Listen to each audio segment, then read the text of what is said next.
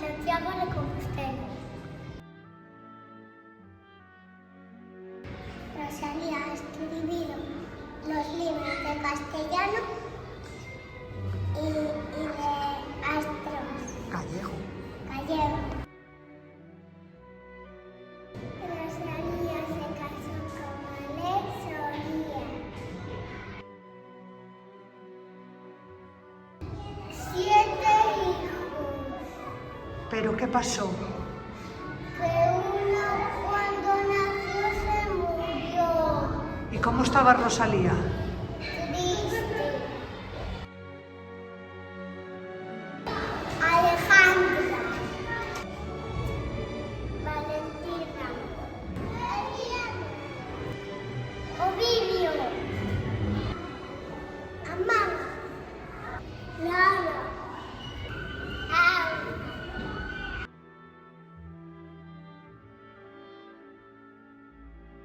Escribió muchos libros de poemas.